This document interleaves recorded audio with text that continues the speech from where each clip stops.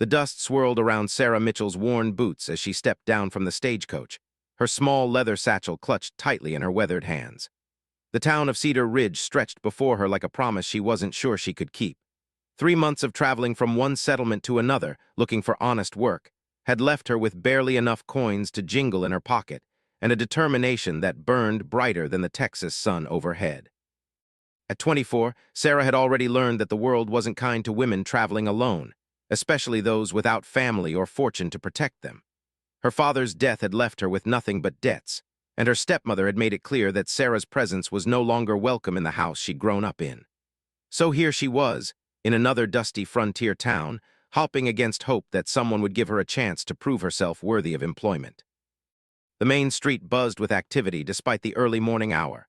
Cowboys on horseback rode past, their spurs jingling with each step their horses took.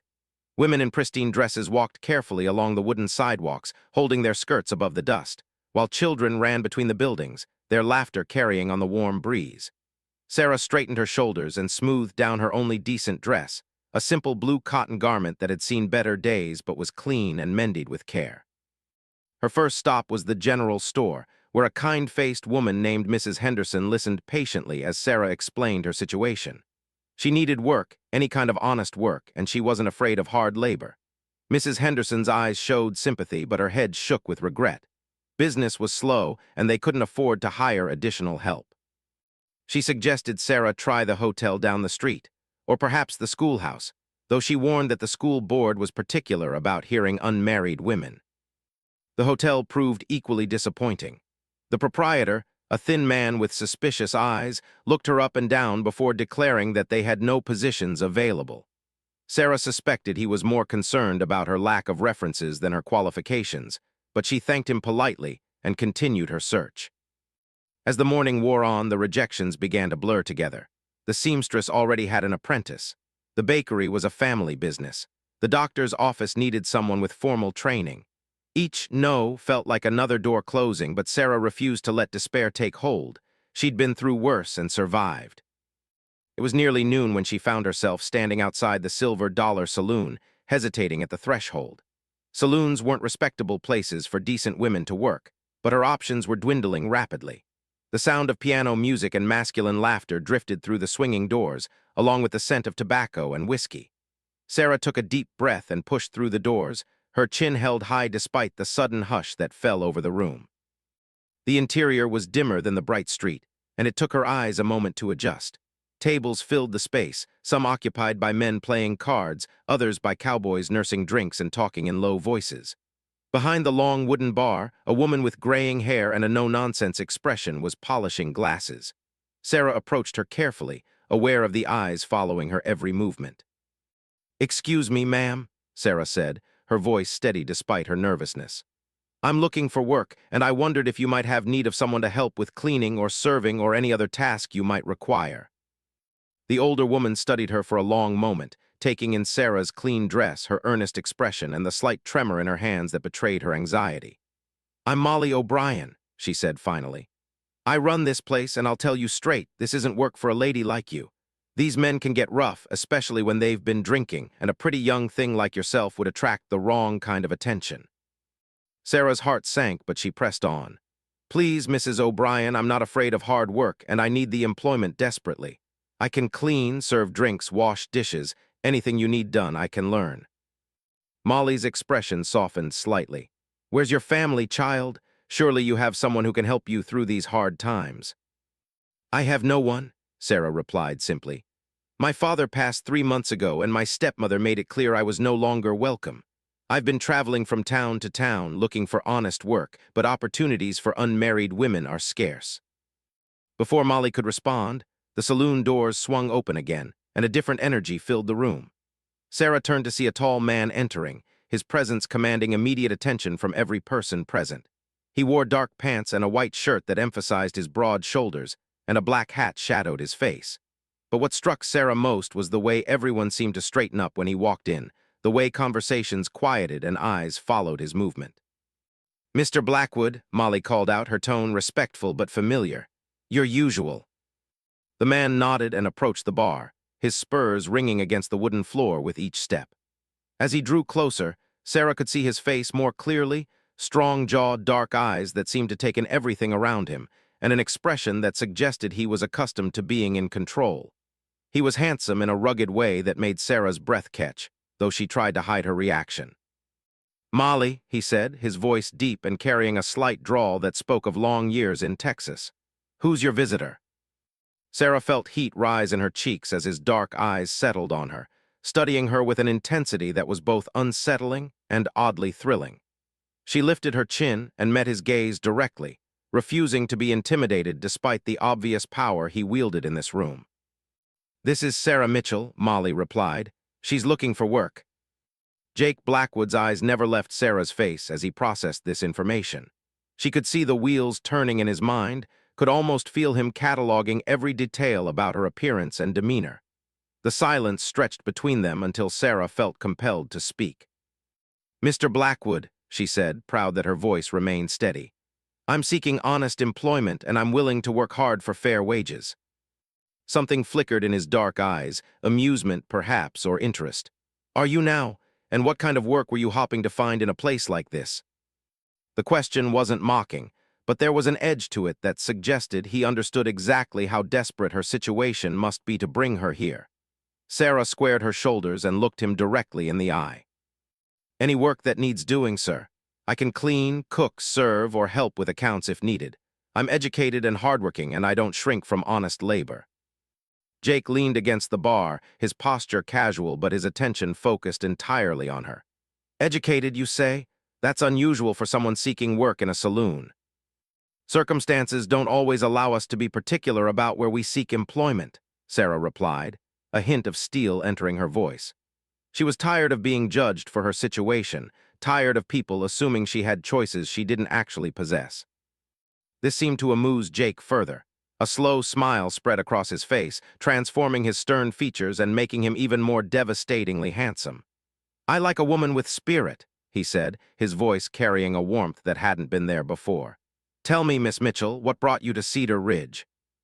Sarah hesitated, uncertain how much of her story to share with this enigmatic stranger. But something in his expression, a genuine interest that went beyond mere curiosity, encouraged her to continue. "I've been traveling for 3 months looking for work. My father died and left debts, and my stepmother couldn't wait to be rid of me. I have no family, no references, and very little money left. I came to Cedar Ridge hoping someone might give me a chance to prove myself." Jake's expression grew serious as she spoke, the amusement fatting into something more thoughtful. "And have you found anyone willing to give you that chance?"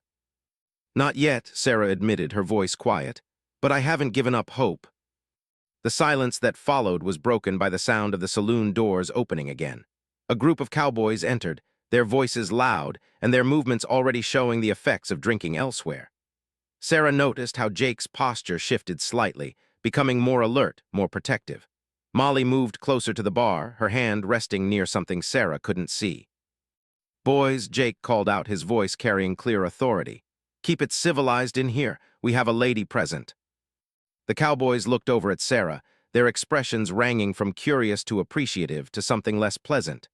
One of them, a bearded man with cruel eyes, laughed roughly. "Don't look like no lady to me, boss. Looks like she's looking for the same kind of work as the other girls who come through here." Sarah felt her face burn with embarrassment and anger, but before she could respond, Jake had moved. In one fluid motion, he pushed away from the bar and stepped between Sarah and the cowboys, his hand resting on the gun at his hip. "I suggest you watch your tongue, Peters," Jake said, his voice deadly quiet. "The lady is seeking honest employment, and she'll be treated with respect in my establishment." The tension in the room was palpable. Sarah could see other patrons watching nervously, ready to take cover if the situation escalated. The cowboy named Peters looked like he wanted to argue, but something in Jake's stance convinced him to back down. "No offense meant, Mr. Blackwood," Peters said, though his tone suggested otherwise. "Just seemed strange, a respectable woman coming into a saloon looking for work." "Strange times call for practical measures," Jake replied, not moving from his protective position. "Now, are you here to drink quietly, or do I need to ask you to leave?" Peters and his companions moved to a table at the far end of the room, casting occasional glances toward Sarah, but keeping their comments to themselves. Jake remained standing until they were seated, then turned back to Sarah with an apologetic expression. "I'm sorry about that," he said. "Not all the men who come through here understand how to behave around a lady." Sarah was shaken by the encounter, but also strangely moved by Jake's quick protection. She'd grown accustomed to fighting her own battles, to standing up for herself when others wouldn't. Having someone step in to defend her honor was both unexpected and deeply appreciated. "Thank you," she said quietly. "You didn't have to do that." "Yes, I did," Jake replied firmly. "No woman should have to tolerate that kind of treatment, especially not in my place." His place? Sarah realized this man wasn't just another customer. He owned the Silver Dollar Saloon. That explained the deference she'd noticed, the way everyone seemed to await his approval. It also made his protection of her even more significant. "You own this establishment?" she asked. Jake nodded. "Among other things, I have several business interests in Cedar Ridge and the surrounding area." Molly had been listening to this exchange with growing interest. Now she spoke up, her voice thoughtful. "Jake, you've been saying you need someone to help manage the books and handle correspondence. Miss Mitchell here says she's educated." Jake's eyes sharpened with interest as he looked at Sarah again. "Is that so? What kind of education did you receive?" "My father believed in educating daughters as well as sons," Sarah explained. "I can read and write well, handle mathematical calculations, and I have experience helping him with his business correspondence before he became ill." "Interesting," Jake mused, stroking his chin thoughtfully. "I do need someone to help with the administrative side of my businesses. The current arrangement isn't working as well as I'd hoped." Sarah felt a flutter of hope in her chest. "I would be very interested in such a position, Mr. Blackwood. I learn quickly, and I take pride in accurate work." But Jake was studying her with an intensity that made her nervous again. There was something calculating in his expression, as if he were considering possibilities she couldn't fathom. When he spoke again, his words came as a complete shock. "I have a proposition for you, Miss Mitchell, one that would solve both our problems quite neatly." "What kind of proposition?" Sarah asked, though something in his tone made her wary. Jake stepped closer, close enough that she could smell his cologne and see the flecks of gold in his dark eyes. "I need a wife, Miss Mitchell, not for love or romance, but for practical purposes. A man in my position requires a respectable woman by his side, someone who can handle social obligations and help manage the more civilized aspects of my business interests. In return, I can offer you security, protection, and a position that would utilize your education and abilities." Sarah stared at him in shock, certain she'd misheard. "You're proposing marriage to me? We've only just met." "Practical marriages are common on the frontier," Jake replied calmly. "It would be a business arrangement, mutually beneficial. You need security and employment. I need a wife who can handle herself in society and help me expand my more legitimate business interests." "But you don't know anything about me," Sarah protested, her mind reeling from the unexpected turn the conversation had taken. "I know enough," Jake said confidently. "You're educated, well-spoken, and brave enough to walk into a saloon looking for work when other women would have given up and sought charity. You stood up to those cowboys without backing down, and you haven't fainted or run screaming despite the unconventional nature of this conversation. Those qualities tell me everything I need to know." Sarah felt the room spinning around her. Marriage, to a man she'd met less than an hour ago, it was absurd, impossible, completely contrary to everything she'd ever imagined for her future. And yet, what exactly would this arrangement entail? She heard herself asking. Jake's expression grew more serious. "You would be my wife in name and in public.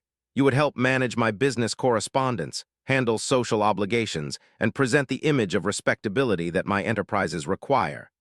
In return, you would have a home, security, protection, and a substantial allowance for your personal needs." "And in private?" Sarah asked, her cheeks burning but needing to understand the full scope of what he was proposing. "That would be entirely up to you," Jake replied, his voice gentle. "This would be a marriage of convenience, Miss Mitchell. I would expect nothing from you that you weren't willing to give freely." The offer hung in the air between them like a challenge. Sarah looked around the saloon, seeing the curious faces of the other patrons, feeling the weight of her desperate circumstances pressing down on her. She thought of the rejections she'd faced that morning, of the dwindling coins in her pocket, of the uncertain future that stretched ahead if she continued her current path. I need time to think, she said finally. Jake nodded, seeming to have expected this response. Of course, it's a significant decision and it shouldn't be made hastily. He reached into his vest pocket and pulled out a small card which he handed to her. This is the address of my house. If you decide to accept my proposition, come there this evening at 7 o'clock. If you decide against it, I'll understand, and I'll make sure you have enough money to continue your journey to the next town. Sarah took the card with trembling fingers, staring down at the elegant script that spelled out an address on Oak Street. And if I come at 7? Then we'll be married tonight, Jake said simply. I believe in acting decisively when the right opportunity presents itself. The casual way he spoke of marriage, as if it were no more significant than a business transaction, should have appalled her. Instead, Sarah found herself oddly attracted to his straightforward approach. There was no pretense of romantic love, no false promises of happily ever after. Just an honest proposal for a practical arrangement that could benefit them both. Tonight, she repeated weakly.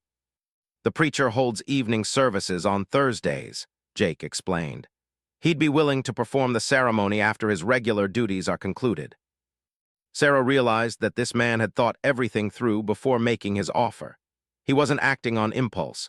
This was a calculated decision based on careful consideration of his needs and opportunities. The thought was both reassuring and slightly intimidating. I should go, she said, needing time and space to process what had just happened. Of course, Jake replied, stepping back to give her room. Molly, would you see that Miss Mitchell has whatever she needs, and put it on my account? That's not necessary, Sarah began, but Jake held up a hand to stop her protests. Consider it an investment in our potential partnership, he said with a slight smile. A woman deserves to look her best when she's making important decisions about her future. As Sarah made her way toward the saloon doors, her mind was a whirlwind of thoughts and emotions. Marriage to a stranger, security and protection in exchange for playing the role of a respectable wife. A chance to use her education and abilities in ways she'd never imagined. She paused at the threshold and looked back to see Jake watching her, his expression unreadable. There was something about him that called to her, something beyond his obvious authority and attractiveness. He'd protected her from those crude cowboys, spoken to her with respect and consideration, and offered her a way out of her desperate circumstances. But marriage, the word echoed in her mind as she stepped back into the bright afternoon sunlight. Marriage to a man she'd known for less than an hour, a man who owned a saloon and had other business interests he hadn't fully explained. Sarah walked slowly down the main street, seeing the town with new eyes. If she accepted Jake's proposal, this would become her home. These people would become her neighbors.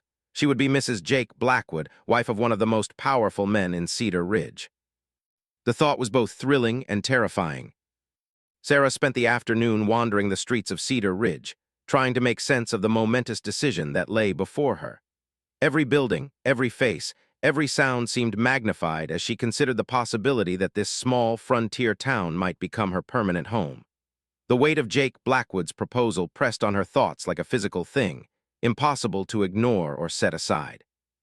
She found herself at the edge of town, where the buildings gave way to open prairie stretching endlessly toward the horizon.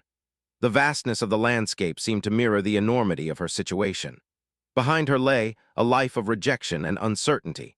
Ahead, represented by Jake's unexpected offer, lay the possibility of security and purpose, albeit in a form she'd never imagined. Sitting on a fallen log beneath a cluster of oak trees, Sarah pulled out the card Jake had given her and studied the address written in his strong, confident handwriting. Oak Street. She'd noticed it earlier during her morning job search, a quiet residential area where the more prosperous citizens of Cedar Ridge built their homes. The thought of living in such a place, of having a real home again after months of uncertainty, was almost too wonderful to believe. But the conditions attached to that security gave her pause. Marriage to a virtual stranger, playing the role of a respectable wife to a man whose business interests extended beyond his saloon into areas she didn't fully understand. The arrangement Jake proposed was practical and honest, but it was also a binding commitment that would change her life forever. As the afternoon sun began its descent toward the western horizon, Sarah found herself thinking about her father. What would he have advised her to do? John Mitchell had been a practical man, someone who understood that survival sometimes required difficult choices. He'd also been protective of her honor and independence, teaching her to value herself and never settle for less than she deserved. The question was, did Jake's proposal represent an opportunity to build something meaningful, or was it simply another form of desperation disguised as security? Sarah rose from her makeshift seat and began walking back toward town, her mind still churning with possibilities and doubts. The streets were quieter now, with many people heading home for evening meals with their families. The sight of domestic happiness visible through windows and doorways reminded her of everything she'd lost when her father died, and everything she might gain if she accepted Jake's unconventional offer. She passed the hotel where she'd been turned away that morning, the general store where Mrs. Henderson had shown kind but empty sympathy, and the various shops and businesses that had politely declined to offer her employment. The reality of her situation was stark. Without Jake's proposal, she would likely be forced to move on to another town tomorrow, with even fewer resources and rapidly diminishing hope. But was security worth entering into a marriage without love? Sarah had always imagined that someday she would marry for affection and mutual regard, building a relationship based on genuine feeling rather than practical necessity. Jake's offer, however honest and straightforward, was a far cry from that romantic ideal. On the other hand, romantic love was a luxury she might not be able to afford. How many women on the frontier entered into practical marriages that later developed into something deeper? How many couples began with mutual respect and compatible goals before discovering love along the way? As she approached the boarding house where she'd taken a room for the night, Sarah realized that her internal debate was leading her toward a decision she wasn't sure she was ready to make. But ready or not, time was running short. If she was going to accept Jake's proposal, she needed to be at his house by 7 o'clock. In her small room at the boarding house, Sarah stood before the cracked mirror and studied her reflection. Her blue dress was clean but showed the wear of constant travel. Her hair, though neatly arranged, lacked the sophisticated styling she'd seen on other women in town. If she was going to present herself as the wife of a prominent businessman, she would need to look the part. Using the basin of water provided by the landlady, Sarah washed thoroughly and then spent considerable time arranging her hair into a more elegant style. She pinched her cheeks to bring color to them and smoothed her dress as best she could. The result wasn't fashionable, but it was respectable and neat. More importantly, she looked like a woman ready to face whatever challenges lay ahead. At 6:30, Sarah made her decision. She gathered her few possessions, settled her account with the boarding house landlady, and set out for Oak Street. Her heart pounded with each step, but her stride was steady and determined. Whatever the future held, she would face it with dignity and courage. The address on Jake's card led her to a large, well-maintained house set back from the street behind a white picket fence. Gas lamps illuminated the front porch, and warm light glowed from several windows, giving the place a welcoming appearance that helped calm her nerves. This was clearly the home of a successful man, someone who had built something substantial in the challenging environment of the frontier. Sarah paused at the gate, her hand trembling slightly as she reached for the latch. Once she walked up that path and knocked on the door, there would be no turning back. She would be committing herself to a course of action that would define the rest of her life. Taking a deep breath, she opened the gate and walked up the stone pathway to the front door. Before she could lose her nerve, she lifted the heavy brass knocker and let it fall against the wood. The sound echoed through the evening air like a declaration of intent. Footsteps approached from inside, and then the door opened to reveal Jake Blackwood. He'd changed from his earlier attire into a dark suit that emphasized his tall frame and broad shoulders. His hair was freshly combed, and he'd shaved away the day's stubble, making him look even more handsome and distinguished than he had in the saloon. "Miss Mitchell," he said, his voice warm with what appeared to be genuine pleasure. "I wasn't entirely certain you would come." "I gave my word that I would consider your proposal," Sarah replied, proud that her voice remained steady despite her racing heart. "I always keep my promises." Jake's eyes studied her face intently, as if searching for clues about her decision. "And have you reached a conclusion?" Sarah lifted her chin and met his gaze directly. "I accept your proposal, Mr. Blackwood, with the understanding that this arrangement will be based on mutual respect and clear expectations." The relief that crossed Jake's features was so pronounced that Sarah realized he had been genuinely uncertain about her answer. The knowledge that her decision mattered to him, that he hadn't simply assumed she would accept out of desperation, made her feel more confident about her choice. "I'm honored by your acceptance," Jake said formally, then stepped aside to invite her into the house. "Please come in. We have several matters to discuss before we proceed to the ceremony." The interior of Jake's home was even more impressive than the exterior. Rich wood paneling lined the walls, and elegant furniture filled the spacious rooms. Everything spoke of success and sophisticated taste, but the atmosphere was warm rather than ostentatious. This was clearly a home meant for living, not just display. Jake led her into a comfortable sitting room where a fire crackled in the fireplace despite the warm evening. He gestured for her to take a seat in one of the leather chairs arranged near the hearth, then settled into the chair across from her. "Before we proceed," Jake began, his manner serious but kind, "I want to make certain you understand exactly what this arrangement entails. I believe in clear communication, especially when it comes to matters of such importance." Sarah appreciated his directness. It reinforced her sense that he was a man of integrity, someone who would honor his commitments. "I'd welcome such clarity," she said. "As my wife, you would have complete authority over the domestic management of this household," Jake explained. "You would also serve as my hostess for social functions and business entertainments. I have several enterprises beyond the saloon, cattle ranching, property investments, and some trading ventures that require a respectable public face." "What kind of social obligations would be involved?" Sarah asked, wanting to understand the full scope of her potential responsibilities. "Dinner parties for business associates, occasional community functions, and representing my interests at various social gatherings," Jake replied. "Nothing too demanding, but important for maintaining the relationships that keep my businesses profitable." Sarah nodded, feeling more confident about her ability to handle such duties.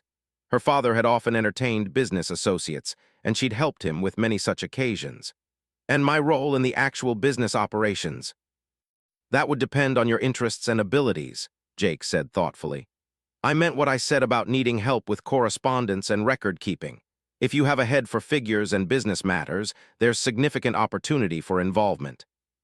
The prospect of using her education in meaningful ways was appealing. Sarah had always enjoyed the intellectual challenge of business planning and management. "I would very much like to contribute in whatever ways I can be useful." Jake's smile was warm and approving. "I thought you might. Intelligence and capability are rare commodities, Miss Mitchell, and I don't believe in wasting them." Their conversation was interrupted by a knock at the front door. Jake rose to answer it, returning moments later with an elderly man dressed in clerical attire. The preacher was a thin, kindly-looking gentleman with silver hair and gentle eyes that crinkled with frequent smiles. "Miss Mitchell," Jake said, "I'd like you to meet Reverend Thompson. He's graciously agreed to perform our wedding ceremony this evening." Reverend Thompson approached Sarah with a warm smile, taking her hand in both of his. "My dear, Mr. Blackwood has told me about your circumstances, and I want you to know that I'm honored to officiate at your wedding. Marriage is a sacred institution, regardless of the practical considerations that bring two people together." His words were comforting, helping to ease some of the uncertainty Sarah still felt about the unconventional nature of her wedding. This was really happening. In a matter of minutes, she would become Mrs. Jake Blackwood. "Before we proceed with the ceremony," Reverend Thompson continued, "I always like to speak privately with each party to ensure they understand the commitment they're making. Mr. Blackwood, might I have a moment alone with your bride?" Jake nodded and left the room, closing the door behind him. Reverend Thompson settled into the chair Jake had vacated and regarded Sarah with gentle attention. "My dear," he said quietly, "this is a significant step you're taking. Are you certain this is what you want?" The question deserved an honest answer. "I'm certain it's what I need, Reverend. Mr. Blackwood has offered me security and respect in exchange for my partnership in his business and social endeavors. While it's not the romantic marriage I might have dreamed of, it's an honorable arrangement between two people who understand what they're offering each other." Reverend Thompson nodded thoughtfully. "I've known Jake Blackwood for several years, and I can tell you he's a man of his word. He can be hard when necessary, but he's fair and honest in his dealings. If he's promised you respect and security, he'll honor that commitment." "What do you know about his business activities?" Sarah asked, realizing this might be her only opportunity to gain insight into Jake's reputation from an objective source. "He owns the Silver Dollar, as you know, but he runs it cleanly. No cheating at the games, no watered drinks, and he doesn't tolerate mistreatment of the women who work there. His other ventures are legitimate: cattle, property, some freight operations. He's built his success through hard work and smart decisions, not through anything questionable. This information helped ease some of Sarah's lingering concerns. Whatever else Jake Blackwood might be, he was apparently an honest businessman who treated people fairly. That was more than she could say for many men in positions of power. "Thank you for your honesty, Reverend," Sarah said. "I feel more confident about my decision." Reverend Thompson smiled and patted her hand gently. "Then let's proceed with the ceremony, shall we?" Jake returned when summoned, and the three of them moved to the front parlor, where Reverend Thompson had arranged himself before the fireplace. The setting was intimate and warm, a far cry from the grand church wedding Sarah might have imagined in different circumstances, but somehow appropriate for the practical nature of their union. "Do you have rings?" Reverend Thompson asked. Jake reached into his vest pocket and produced a simple gold band. "I had this made this afternoon," he said to Sarah. "I hope the size is acceptable." The fact that he had thought to provide a ring, and had taken the time to have one made specifically for this ceremony, touched Sarah unexpectedly. It suggested a level of consideration and planning that went beyond mere business necessity. "It's perfect," she said, and meant it. The ceremony itself was brief but dignified. Reverend Thompson spoke about the importance of mutual respect and partnership in marriage, about the sacred nature of the vows they were taking. When the time came for the actual vows, Sarah found her voice strong and clear as she promised to honor and respect Jake as her husband. His own vows, delivered in his deep, confident voice, carried a weight of sincerity that surprised her. When Jake slipped the ring onto her finger, Sarah felt a strange sense of completion, as if something that had been missing from her life had suddenly been restored. She was no longer alone in the world. She had a partner, a protector, and a place where she belonged. "You may kiss your bride," Reverend Thompson said with a gentle smile. Jake stepped closer, his hands settling gently on Sarah's shoulders. His kiss was soft and respectful, a seal on their agreement rather than a passionate declaration of love. But there was something in the gentle pressure of his lips, something in the way his hands lingered on her shoulders, that suggested the potential for deeper feeling in the future. When they separated, Sarah saw something new in Jake's dark eyes: possessiveness, perhaps, or satisfaction, but also a kind of tenderness that hadn't been there before. She was his wife now, and that clearly meant something significant to him beyond the practical benefits of their arrangement. After Reverend Thompson departed with their thanks and his fee, Sarah found herself alone with her new husband in the elegant sitting room. The reality of her situation settled over her like a blanket, comforting and confining at the same time. "Would you like something to eat?" Jake asked, his manner slightly formal now that they were alone. "Mrs. Carson, my housekeeper, prepared a meal before she left for the evening." Sarah realized she hadn't eaten since breakfast, too nervous about her decision to think about food. "That would be very welcome," she said. Jake led her to a dining room where the table was set for two with fine china and crystal glasses. Cold chicken, fresh bread, and various side dishes waited on the sideboard, along with a bottle of wine. It was clearly a celebration meal, prepared in anticipation of this evening's events. As they ate, Jake told her more about his businesses and his plans for the future. He spoke of expanding his cattle operations, of investing in the railroad development that was slowly making its way across Texas, of building something lasting in this frontier community. Sarah found herself drawn into the conversation, offering suggestions and asking questions that demonstrated her understanding of business principles. "You really do have a head for these matters," Jake observed with approval. "I think our partnership is going to be more successful than I initially hoped." "Partnership," Sarah repeated thoughtfully. "Is that how you see our marriage?" Jake set down his wine glass and regarded her seriously. "I see it as the beginning of a partnership that could become something much deeper, given time and mutual regard. I won't pretend to offer you love at first sight, Sarah, but I can offer you respect, protection, and the opportunity to build something meaningful together." His honesty was both refreshing and challenging. Sarah appreciated knowing exactly where she stood, but she also found herself wondering if she would be content with respect and partnership without the deeper emotional connection she'd always imagined marriage would include. "And if those deeper feelings never develop?" she asked quietly. Jake was quiet for a long moment, considering his answer carefully. Then we'll have a successful partnership between two people who respect and care for each other. That's more than many marriages can claim.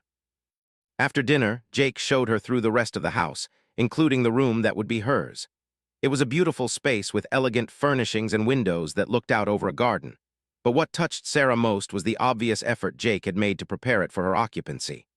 Fresh flowers sat on the dresser, new curtains hung at the windows, and the wardrobe had been stocked with several dresses in what appeared to be her size. "You seem to have been very confident I would accept your proposal," she observed. Jake looked slightly embarrassed. "I hoped you would, and I wanted to be prepared. If you'd refused, I would have donated the clothes to someone in need." The thoughtfulness behind his preparations moved Sarah more than any passionate declaration might have. This man she'd married was clearly someone who took care of the people under his protection. The knowledge made her feel safer and more hopeful about their future together.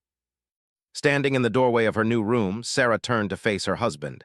"Thank you," she said simply, "for the opportunity, for your respect, and for making me feel welcome in your home." "Our home," Jake corrected gently, "and you're welcome, Mrs. Blackwood." Mrs. Blackwood. The name settled around Sarah like a new identity, foreign but not uncomfortable. She was no longer Sarah Mitchell, the desperate woman seeking work. She was now Sarah Blackwood, wife of one of Cedar Ridge's most prominent citizens. The transformation was complete, and there was no going back. Sarah woke on her first morning as Mrs. Blackwood to sunlight streaming through the lace curtains of her new bedroom and the sound of activity from somewhere in the house. For a moment, she lay still, letting the reality of her changed circumstances settle over her like the warm Texas sunshine. Yesterday, she had been a desperate woman with nowhere to turn. Today, she was the wife of the most powerful man in Cedar Ridge. The transformation felt surreal, like something from a dream or one of the romantic novels her father had sometimes allowed her to read. But the gold ring on her finger and the elegant surroundings of her room provided tangible proof that her marriage to Jake Blackwood was very real indeed. A soft knock at her door interrupted her thoughts. "Mrs. Blackwood," came a woman's voice. "I'm Mrs. Carson, the housekeeper. Mr. Blackwood asked me to see if you needed anything this morning." Sarah quickly rose and wrapped her robe around herself before opening the door. The woman in the hallway was middle-aged with graying brown hair and kind eyes that crinkled at the corners. She wore a clean apron over a simple dress and carried herself with the confident bearing of someone accustomed to managing a household efficiently. "Good morning, Mrs. Carson," Sarah replied, still unused to being addressed by her married name. "I'm pleased to meet you." Mrs. Carson smiled warmly. "The pleasure is mine, ma'am. Mr. Blackwood has told me so much about you. He's been looking forward to having a proper lady of the house." The comment suggested that Jake had been planning for a wife for some time, not simply acting on impulse when he'd met Sarah. The knowledge was both flattering and slightly intimidating. It meant his expectations for their marriage might be higher than she'd initially understood. "What time does Mr. Blackwood usually begin his day?" Sarah asked, wanting to understand the household routine. "He's an early riser, ma'am, usually up before dawn to check on the cattle operations before heading into town for business. But he left instructions that you should take your time settling in today. He said there would be plenty of time for you to learn the routine in the coming days." Sarah appreciated Jake's consideration, but she was eager to begin fulfilling her part of their agreement. "I'd like to start learning about my responsibilities as soon as possible. Could you tell me about the household management and any social obligations that might be coming up?" Mrs. Carson's eyes brightened with approval. "I can see you're going to fit in wonderfully here, Mrs. Blackwood. Why don't you get dressed, and I'll show you around properly while we discuss the various duties." After washing and dressing in one of the new gowns Jake had provided, a practical but elegant blue cotton dress that fit her perfectly, Sarah joined Mrs. Carson for a tour of her new home. The house was even more impressive in the full light of day than it had seemed the night before. Every room was well appointed with quality furniture and tasteful decorations that spoke of both prosperity and refined taste. "Mr. Blackwood has excellent instincts for business," Mrs. Carson explained as they moved through the parlor, "but he's never had much interest in domestic arrangements. He's been hopping for a wife who could take charge of the household and help him entertain properly." They paused in the dining room, where Mrs. Carson pointed out the china cabinet filled with elegant dishes, and the sideboard that held crystal decanters and serving pieces. He often has business associates for dinner, but until now it's been rather awkward with no hostess to manage the social aspects of such gatherings. "What kind of business associates?" Sarah asked, wanting to understand what would be expected of her. "Cattle buyers, railroad representatives, property developers, legitimate businessmen who appreciate good food and civilized conversation. Mr. Blackwood has been working to establish himself as more than just a saloon owner, and having a proper wife will help considerably with that goal." This information helped Sarah understand her role more clearly. Jake wasn't just seeking domestic help. He needed a wife who could help him transition from frontier entrepreneur to established businessman. It was a role that would require social skills, intelligence, and the ability to present herself as a refined lady despite her recent desperate circumstances. Their tour continued to Jake's study, a masculine room lined with books and dominated by a large desk covered with papers and ledgers. Mrs. Carson explained that this was where Jake handled his correspondence and business planning, often working late into the evening. "He mentioned that you might be able to help with some of the administrative work," Mrs. Carson said. "He's been struggling to keep up with all the paperwork his various enterprises require." Sarah examined the organized chaos of the desk with interest. Even from a quick glance, she could see opportunities for better organization and more efficient record-keeping. "I'd be very interested in helping with this work." "I thought you might be," Mrs. Carson smiled. "Mr. Blackwood said you were educated and capable. It will be nice to have someone who can truly partner with him in his business affairs." As they concluded their tour in the kitchen, Mrs. Carson poured coffee and offered Sarah fresh baked bread with honey. The kitchen was spacious and well-equipped, clearly designed by someone who understood the importance of good food in business entertainment. "Now about social obligations," Mrs. Carson began, settling into a chair across from Sarah. "There are several events coming up that will require your attention as Mrs. Blackwood." She outlined a social calendar that included a dinner party for potential railroad investors the following week, a community picnic where Jake's presence would be expected, and a ladies' auxiliary meeting that Sarah would be invited to join. Each event would be an opportunity to establish herself in Cedar Ridge society and support Jake's business interests. "The ladies' auxiliary will be particularly important," Mrs. Carson explained. "The wives of the town's leading citizens are influential in their own right, and their approval will help establish your position in the community." Sarah felt a flutter of nervousness at the thought of meeting these established ladies, but she was determined to prove herself worthy of Jake's confidence. "What should I know about the prominent families in town?" Mrs. Carson provided a detailed rundown of Cedar Ridge's social hierarchy, explaining the relationships between various families and their business interests. The banker's wife was known for her charitable work. The doctor's wife organized most of the community social events. The mayor's wife had strong opinions about moral standards and community behavior. "The key is to be gracious without being overly eager," Mrs. Carson advised. "Show that you're a lady of refinement who will be an asset to the community, but don't try too hard to impress them. They'll respect confidence more than desperate attempts to fit in." As the morning progressed, Sarah felt increasingly confident about her ability to fulfill her new role. The social challenges would be significant, but they weren't insurmountable. She had the education and intelligence to handle the business aspects of her responsibilities, and she was determined to learn quickly about the social expectations. Around noon, Jake returned from his morning business activities. Sarah heard his voice in the front hallway, followed by the sound of boots on the wooden floor. When he appeared in the kitchen doorway, still wearing his work clothes and with dust on his hat, she felt an unexpected flutter of nervousness mixed with something that might have been attraction. "Good morning, Mrs. Blackwood," he said, his voice warm with what appeared to be genuine pleasure at seeing her. "I trust you slept well." "Very well, thank you," Sarah replied, rising from her chair. "Mrs. Carson has been showing me around and explaining my various responsibilities." Jake's eyes moved from Sarah to Mrs. Carson and back again, and Sarah could see approval in his expression. "Excellent. I hope you're not feeling overwhelmed by the scope of what's involved." "Not at all," Sarah assured him. "I'm looking forward to contributing to our household and business interests." "I'm glad to hear it," Jake replied, stepping into the kitchen and accepting a cup of coffee from Mrs. Carson. "I was hoping you might have time this afternoon to look over some correspondence that's been accumulating. There are several matters that require careful attention, and your perspective would be valuable." The invitation to begin her business responsibilities immediately was exactly what Sarah had hoped for. "I'd be delighted to help." After Jake cleaned up and changed into more formal attire, he led Sarah to his study and settled her at a smaller desk positioned near the window. The papers he showed her included letters from potential cattle buyers, correspondence with railroad development companies, and various legal documents related to property investments. "The challenge," Jake explained, "is maintaining professional relationships while also protecting my interests. Some of these people are trying to take advantage of what they assume is a simple frontier businessman." As Sarah reviewed the documents, she could see immediately what he meant. Several of the letters contained terms that were clearly unfavorable to Jake's interests, buried in flowery language designed to obscure their true meaning.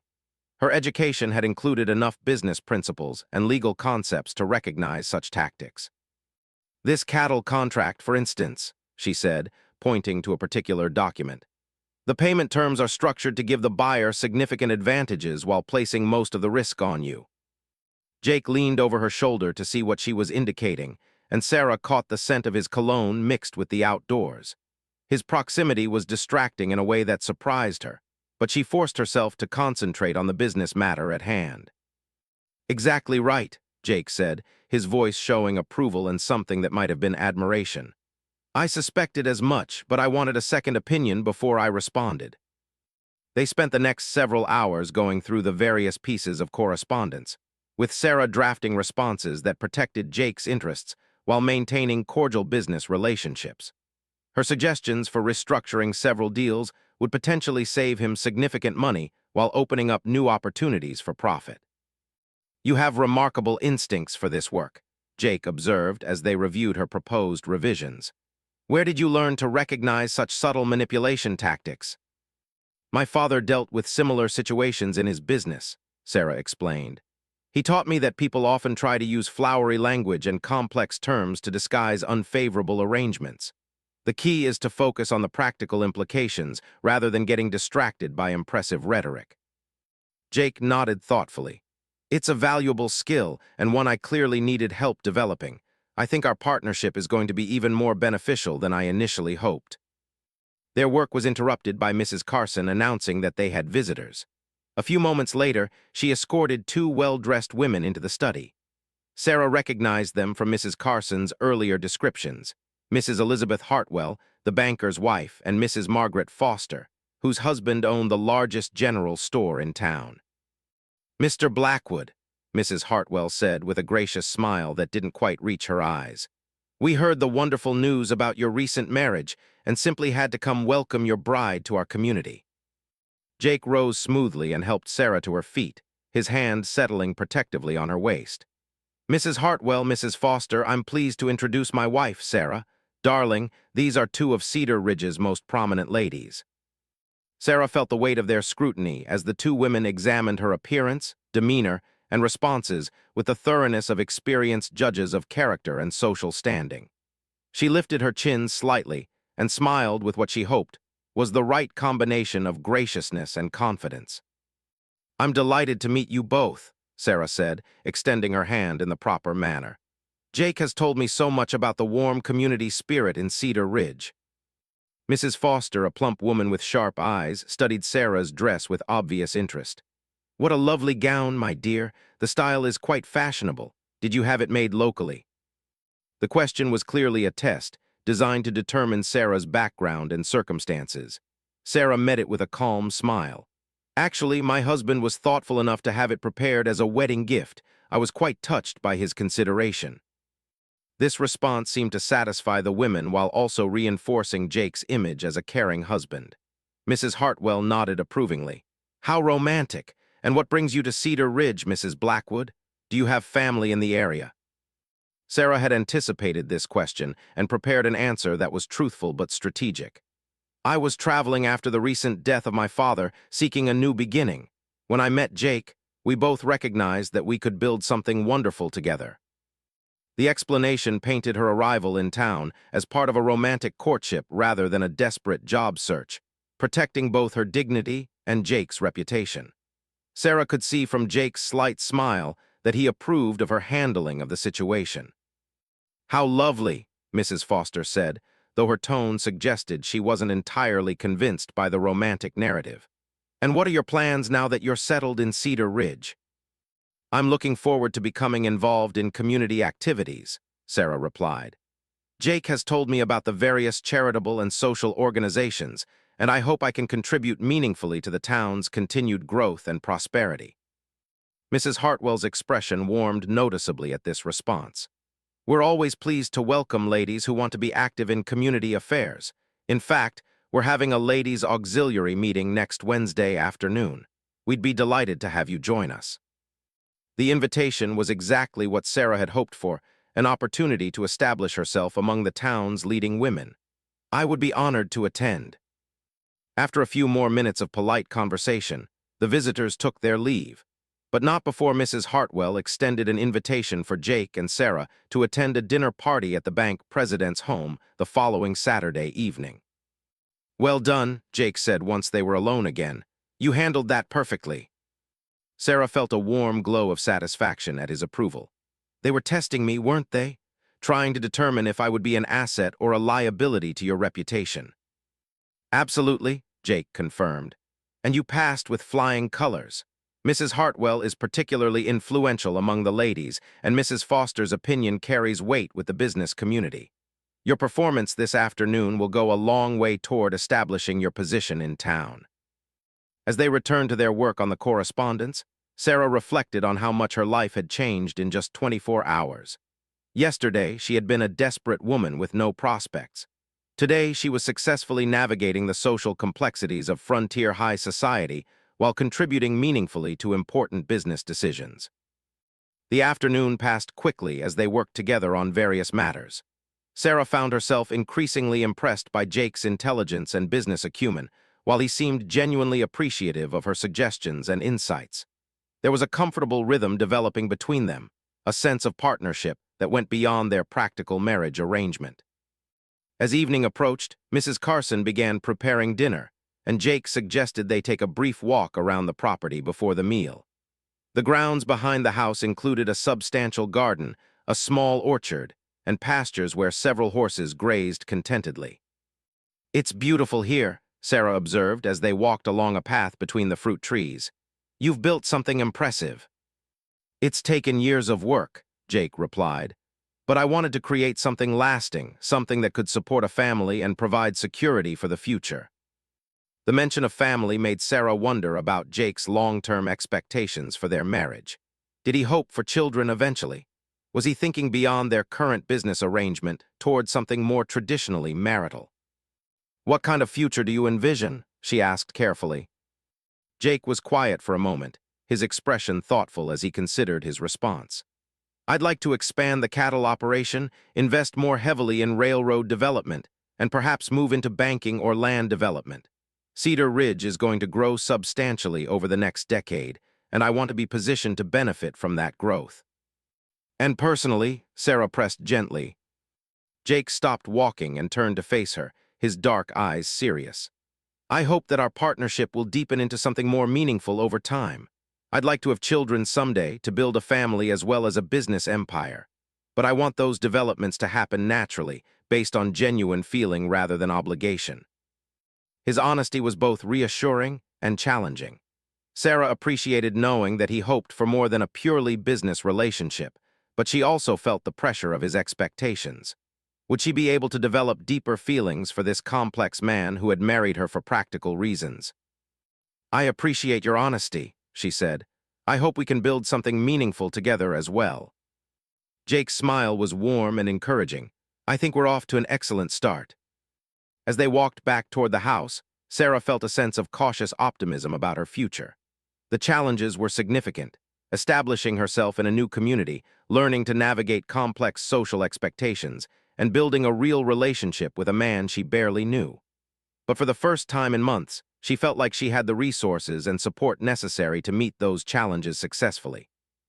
Whatever the future held, she was no longer facing it alone. 3 weeks into her marriage, Sarah had settled into a routine that surprised her with its satisfaction. Her mornings were spent managing household affairs and correspondence. Her afternoons often involved business meetings or social calls, and her evenings were dedicated to working alongside Jake on various business matters. The partnership they had envisioned was developing into something more complex and rewarding than either had initially anticipated. The ladies' auxiliary meeting had gone better than she'd dared hope. Mrs. Hartwell had introduced her warmly to the other prominent women in town, and Sarah's suggestions for organizing a charity drive to help struggling families had been enthusiastically received. By the end of the afternoon, she'd been appointed to the planning committee for the upcoming Harvest Festival, a position that would establish her firmly within Cedar Ridge's social structure. The dinner party at the Hartwells' home had been another success. Sarah's ability to discuss literature, current events, and business matters with equal facility had impressed the guests, while her gracious manner and obvious intelligence had clearly elevated Jake's, standing among the town's elite. She'd overheard Mrs. Hartwell telling another guest that Jake Blackwood had certainly chosen his wife well. But it was the growing relationship between Sarah and Jake that provided the most profound changes in her daily experience. What had begun as a business arrangement was evolving into something that felt increasingly like a real marriage, complete with moments of genuine companionship and deepening mutual respect. This particular morning found Sarah in Jake's study, reviewing the books for his cattle operation while he met with a potential investor in the parlor. The financial records told a story of steady growth and smart decision-making, but they also revealed opportunities for improvement that her fresh perspective had helped identify. She was deep in calculations when raised voices from the parlor interrupted her concentration. Through the partially open door, she could hear Jake's measured tones contrasting with another man's increasingly aggressive demands. "I'm telling you, Blackwood, this is the best offer you're going to get for that land," the stranger was saying. "Take it or leave it, but don't waste my time with negotiations." "I appreciate your interest, Mr. Garrison," Jake replied calmly, "but the price you're offering is significantly below market value. I'll need to see a more reasonable proposal before we can proceed." Sarah heard the sound of a chair scraping against the floor, followed by heavy footsteps. "You think you're so smart, don't you? Got yourself a fancy wife, and now you think you're better than the rest of us. But I know what you really are, Blackwood, just a saloon keeper who got lucky." The menace in the man's voice made Sarah's blood run cold. She rose from her desk and moved closer to the door, her heart pounding with concern for Jake's safety. "I think this meeting is over," Jake said, his voice carrying a steely edge that Sarah had never heard before. "I'll have to ask you to leave my property." "I'll leave when I'm ready," Garrison snarled. "And I'm not done talking about that land deal. You're going to sell to me eventually, one way or another." Sarah heard what sounded like a scuffle, followed by Jake's voice, deadly calm. "I suggest you reconsider your approach, Garrison. Threatening me in my own home isn't wise." "Is that a threat, Blackwood?" "It's a promise, now get out." Sarah waited until she heard the front door slam before emerging from the study. Jake was standing in the parlor, adjusting his jacket and checking his pocket watch as if the confrontation had been merely a minor inconvenience. But she could see the tension in his shoulders and the hard set of his jaw. "Are you all right?" she asked, moving to his side. Jake looked up, his expression softening when he saw her concern. "I'm fine. Just a disagreement with a potential business partner who doesn't understand the concept of fair dealing." "It sounded like more than a disagreement," Sarah observed. "He was threatening you." Jake's smile was grim. Men like Garrison think intimidation is an acceptable business tactic. They're usually wrong. Sarah studied her husband's face, seeing traces of a harder man beneath his civilized exterior. "What kind of land is he interested in?" "The property north of town, where I'm planning to expand the cattle operation. It's prime grazing land with access to water, and apparently Garrison has his own plans for it." "What kind of plans?" Jake hesitated, and Sarah sensed there was more to the situation than he was telling her. "He claims to represent some investors who want to develop the area, but something about his approach doesn't sit right with me." Sarah had learned enough about Jake's business instincts to trust his judgment. If he was suspicious of Garrison's motives, there was probably good reason for that suspicion. "What will you do?" "For now, nothing. If Garrison wants to buy the land legitimately, he can make a fair offer and conduct himself like a gentleman. If he continues with the intimidation tactics, he'll discover that I'm not as easy to push around as he might think. The quiet confidence in Jake's voice reassured Sarah, but she couldn't shake her unease about the encounter. Something in Garrison's manner had suggested a man who wouldn't give up easily, and his parting words had carried an undertone of threat that went beyond normal business disagreement. Their conversation was interrupted by Mrs. Carson announcing another visitor. This time it was Doc Henderson, a middle-aged man with a kind face and gentle manner who served as Cedar Ridge's only physician.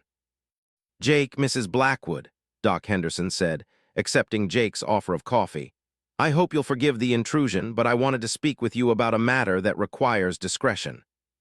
"Of course, Doc," Jake replied, settling into his chair with the easy familiarity of long friendship. "What's on your mind?" Doc Henderson glanced at Sarah uncertainly. "Perhaps we should speak privately." "Sarah is my partner in all business matters," Jake said firmly. "Anything you have to say to me can be said in front of her." The doctor nodded, though he still looked uncomfortable. "Very well. I've been treating a young woman who works at the Silver Dollar. She's been injured, and she claims it happened during an altercation with some customers." Jake's expression darkened immediately. "What kind of altercation? And why am I hearing about this from you instead of from Molly?" "The girl begged me not to say anything, claimed she was afraid of losing her job. But the nature of her injuries suggests she was beaten quite severely. I thought you should know." Sarah watched Jake's face as he processed this information. She could see anger building in his dark eyes, along with what looked like genuine concern for the injured woman. "What's the girl's name?" Jake asked. "Lucy, small thing with blonde hair, can't be more than 20. She's been working at the saloon for about 6 months." Jake nodded grimly. "I know her. She's a good girl who's had some hard breaks. Who did this to her?" "She won't say. Claims she doesn't remember clearly because of the drinking, but I suspect she's protecting someone. The injuries are consistent with a systematic beating, not a random fight." Sarah felt sick listening to this conversation, thinking about what the poor girl must have endured. But she was also impressed by Jake's obvious concern and determination to address the situation. "I'll handle this," Jake said, rising from his chair. "Thank you for bringing it to my attention, Doc. Send me the bill for her treatment." After Doc Henderson left, Jake sat quietly for several minutes, his expression troubled. Sarah could see him wrestling with the implications of what they'd learned. "You're thinking this might be connected to Garrison's visit, aren't you?" she said finally. Jake looked at her sharply. "What makes you say that?" "The timing seems suspicious. First he threatens you about the land deal, then you discover that someone has beaten one of your employees. It could be his way of showing you what happens when people don't cooperate with him." Jake's expression grew even darker. "If that's true, then Garrison has made a serious mistake. I don't tolerate anyone threatening or harming people under my protection." The protective instinct in Jake's voice reminded Sarah of how he defended her that first day in the saloon. Whatever else her husband might be, he was a man who looked after his own people. "What will you do?" "First, I'm going to talk to Lucy and find out exactly what happened. Then I'm going to have a conversation with some of the other girls and see if anyone else has been threatened. If this is connected to Garrison, I'll deal with him accordingly." "And if it's not connected?" Jake's smile was cold. "Then I'll find out who is responsible and make sure they understand that harming people under my protection is a dangerous mistake." That afternoon, while Jake went to the Silver Dollar to investigate the situation with Lucy, Sarah found herself thinking about the complexities of her new life. The social aspects of being Mrs. Blackwood were challenging but manageable. The business responsibilities were intellectually stimulating and gave her a sense of purpose she'd been lacking since her father's death. But moments like this morning's confrontation with Garrison reminded her that Jake operated in a world where physical intimidation and violence were sometimes unavoidable realities. The thought was both frightening and oddly thrilling. Her husband was clearly a man who could handle himself in dangerous situations, someone who commanded respect through strength as well as intelligence. When Jake returned home that evening, his expression was grim but satisfied. "I spoke with Lucy and several of the other girls," he reported as they sat down to dinner. "It wasn't connected to Garrison directly, but it was orchestrated by someone trying to send me a message. What kind of message? The man who beat Lucy made sure to tell her it was because she worked for Jake Blackwood, and that worse things would happen to anyone associated with me if I didn't start being more cooperative with certain business interests in town. Sarah felt a chill of fear. So it was about intimidating you through your employees. Exactly. It's a coward's tactic, attacking innocent people instead of confronting me directly. Did Lucy identify her attacker? Jake's smile was coldly satisfied. She did, once I assured her she'd be protected. It was one of Garrison's associates, a man named Pete Crawford who's been hanging around town for the past few weeks. What are you going to do about it? Jake's expression suggested that Crawford would regret his actions very soon. I'm going to have a conversation with Mr. Crawford and explain why beating my employees is a bad idea. Sarah could see the controlled anger in her husband's demeanor and felt both concerned for his safety and oddly proud of his determination to protect those under his care. But she was also worried about the escalation such a confrontation might provoke. Will you be careful? She asked quietly. Jake reached across the table and covered her hand with his touch warm and reassuring. I'll be careful, but I won't be intimidated. If I let this slide, it will only encourage more of the same behavior. The concern in Sarah's voice seemed to touch something in Jake. His expression softened as he studied her face. Are you worried about me, Mrs. Blackwood? The question was lightly teased, but Sarah heard genuine curiosity beneath the humor. She realized that she was worried about him more than their business arrangement would logically warrant. Somewhere over the past 3 weeks, her feelings for Jake had begun evolving beyond mere respect and partnership. Yes, I am, she admitted quietly. I've grown rather fond of my husband. Jake's eyes warmed with something that looked like genuine affection. I'm glad to hear that. I've grown rather fond of my wife as well. The moment of connection between them was interrupted by Mrs. Carson, announcing that Sheriff Williams was at the door asking to speak with Jake. The lawman's arrival added a new dimension of seriousness to the situation. Sheriff Williams was a tall, lean man with silver hair and eyes that had seen too much. He accepted Jake's offer to sit and came straight to the point.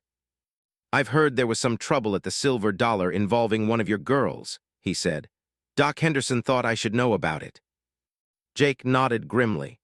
Lucy was beaten by a man named Pete Crawford, apparently as a way to send me a message about being more cooperative with certain business interests. Sheriff Williams' expression darkened. Crawford's been causing trouble around town for weeks. I've been looking for an excuse to run him out, but I needed something concrete to charge him with. Will Lucy's testimony be enough? If she's willing to press charges, yes. Assault is assault, regardless of the motive. Jake leaned forward in his chair. What about the people Crawford is working for? This wasn't his idea. Sheriff Williams was quiet for a long moment, clearly wrestling with something. Finally, he spoke carefully. There are rumors about some outside interests trying to muscle their way into local business deals. Nothing I can prove yet, but the pattern is consistent with what happened to your employee. Outside interests? Land speculators, railroad people, maybe some folks with connections to less legitimate enterprises. They see Cedar Ridge as an opportunity for quick profits, and they don't much care who gets hurt in the process. Sarah felt a growing sense of unease as she listened to this conversation. It sounded like Jake had attracted the attention of people far more dangerous than a single disgruntled business rival. What can be done about it? Jake asked. Officially, not much until they break the law in ways I can prove. Unofficially, Sheriff Williams' smile was grim. If Crawford or his associates cause any more trouble, they'll find that Cedar Ridge isn't as welcoming as they might have hoped. After the sheriff left, Jake and Sarah sat in thoughtful silence. The evening had revealed that their comfortable new life was more fragile than Sarah had realized, threatened by forces that operated outside the normal boundaries of civilized society. Are you having second thoughts about our arrangement? Jake asked quietly. Sarah considered the question carefully. The danger was real, and the challenges ahead would test both her courage and her commitment to their partnership. But the thought of abandoning Jake to face these threats alone was unacceptable. No, she said firmly. We're partners for better or worse. Whatever comes, we'll face it together. Jake's smile was warm with gratitude and something deeper. I'm glad to hear that. I have a feeling we're going to need each other more than ever in the coming weeks." As they prepared for bed that night, Sarah reflected on how completely her life had changed. 3 weeks ago, her greatest concern had been finding employment. Now she was married to a man she was beginning to love, involved in complex business affairs, and apparently targeted by dangerous people who didn't hesitate to use violence to get what they wanted. It was terrifying and exhilarating at the same time. Whatever challenges lay ahead, she was no longer the desperate, powerless woman who had walked into the Silver Dollar Saloon looking for work. She was Sarah Blackwood, partner to one of the most powerful men in Cedar Ridge, and she was ready to fight for the life they were building together. The confrontation Sarah had been dreading came exactly 1 week later, but not in the way she had expected. Instead of violence or further intimidation, Garrison and his associates chose a more insidious approach that threatened everything Jake had built in Cedar Ridge. Sarah first learned of the new threat when Mrs. Hartwell paid an unexpected visit on a Thursday afternoon, her usually composed demeanor showing signs of distress that immediately put Sarah on alert. "My dear Sarah," Mrs. Hartwell began after accepting tea in the parlor, "I'm afraid I have some disturbing news that I felt you should hear from a friend rather than through town gossip." Sarah set down her teacup carefully, bracing herself for whatever revelation was coming. "What kind of news?" "There are rumors circulating about Jake's business activities," Mrs. Hartwell said delicately. "Suggestions that his enterprises aren't as legitimate as they appear, that he's been involved in activities that would be inappropriate for a man in his position." The careful way Mrs. Hartwell spoke told Sarah that the rumors were serious and potentially damaging. "What kind of activities are being suggested?" Mrs. Hartwell looked uncomfortable, but continued with obvious reluctance.